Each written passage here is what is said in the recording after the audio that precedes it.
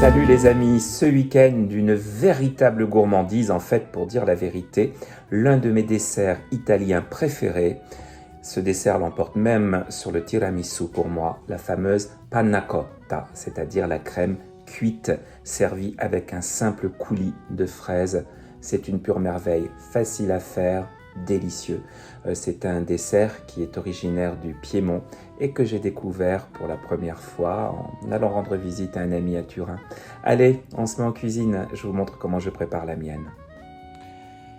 Pour préparer cette délicieuse panna cotta aux fraises, je vais avoir besoin naturellement de belles fraises. Ici, j'ai des gariguettes très goûteuses et très parfumées. Je vais avoir besoin également de 38 centilitres de crème fleurette entière, de sucre en poudre, d'une gousse de vanille bourbon et finalement de feuilles de gélatine alimentaire. Première étape, nous allons faire ramollir 3 feuilles de gélatine dans de l'eau froide. On va laisser les feuilles de gélatine dans l'eau froide pendant environ 10 minutes. Je mesure 100 g de sucre en poudre. Panna cotta en italien signifie crème cuite. Alors certains ajoutent un petit peu de lait, mais la recette traditionnelle se fait uniquement avec de la crème. Donc on va verser les 38 centilitres de crème dans une casserole. Et nous allons chauffer à feu très doux. En fait, le principe, c'est qu'il ne faut surtout pas que votre crème bouille. Donc, on va attendre simplement qu'il y ait un petit peu d'ébullition, des petites bulles au bord. On la fait chauffer en fait, la crème. On ne la bout pas. Donc vraiment, tout doucement, tout doucement. Voilà, quand des toutes petites bulles commencent à se former, il est temps d'ajouter le sucre.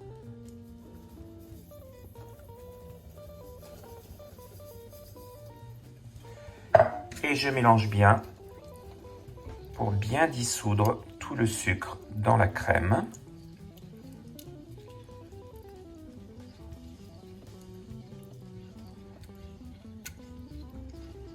De nouveau, on laisse chauffer à feu très très doux.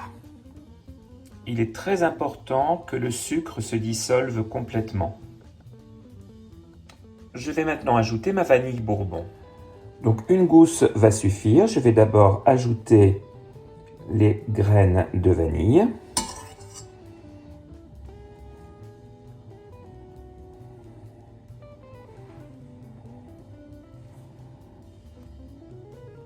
Puis je mets les 2 bâtons de vanille. On mélange bien et on va laisser cuire doucement jusqu'à ce que l'on ait de nouveau une petite ébullition.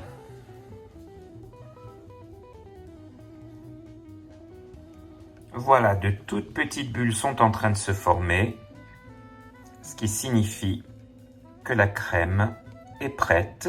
On va la retirer du feu immédiatement.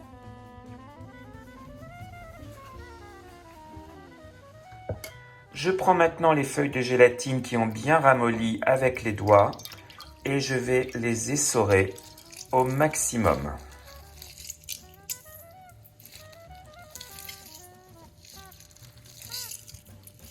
Et maintenant, je les mets dans la crème,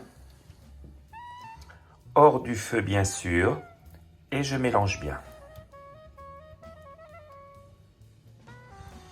Je pense à retirer les 2 bâtons de vanille. Donc il faut vraiment mélanger jusqu'à ce que les feuilles de gélatine se dissolvent complètement dans la crème. Il ne faut pas que vous ayez le moindre grumeau dans la préparation.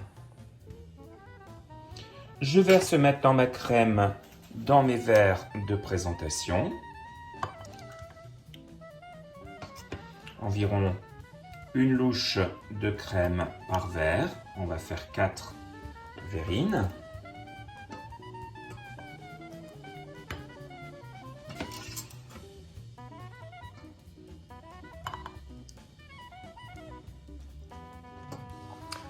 Voilà, et maintenant je vais filmer mes petites verrines et les laisser reposer au réfrigérateur un minimum de 5 heures, voire une nuit entière. Ce serait même meilleur pour le lendemain, ce qui va nous laisser tout le temps de préparer le coulis de fraises. Pour préparer le coulis, j'ai besoin de 3 choses, environ 40-50 g de sucre, un petit peu d'eau et les fraises.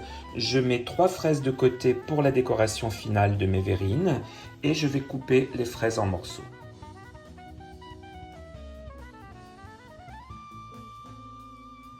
Voilà, comme ceci. Alors, je vais mettre les fraises dans une casserole. Alors, vous pouvez utiliser n'importe quel fruit, hein. Vous pouvez utiliser des framboises, des myrtilles, des mûres, voilà, les fruits que vous voulez, ou même du caramel, par exemple, du chocolat, de la nocciola pour garnir vos panna cotta, c'est à votre goût.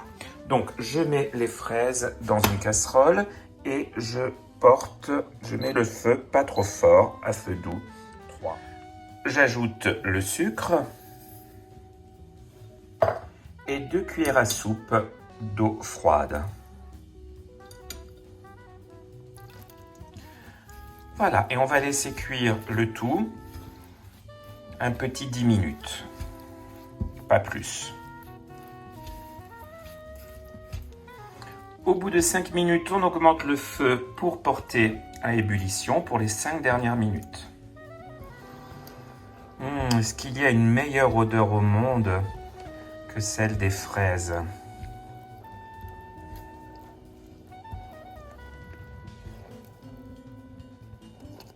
Voilà, c'est bientôt prêt.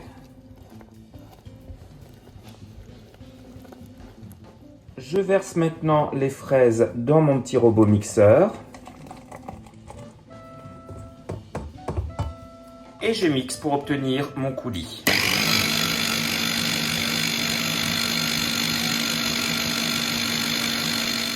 Je verse le coulis dans un verre, je filme et mon coulis va rejoindre les panna cotta au réfrigérateur pour 4 ou 5 heures. Et voilà, plusieurs heures plus tard, la panna cotta est prête, elle a bien pris, vous voyez, il n'y a aucun problème, très belle texture. Et maintenant, je vais simplement ajouter du coulis dessus. Voilà, je vais mettre 3 cuillères de coulis, pas plus, ça suffit.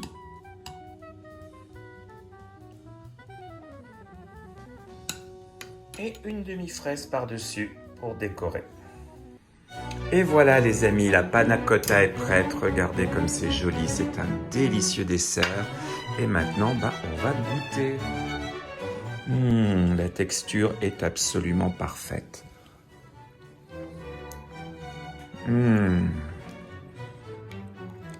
Qu'est-ce que c'est bon. Moi, je raffole de ce dessert. Allez les amis, à très très vite. Salut!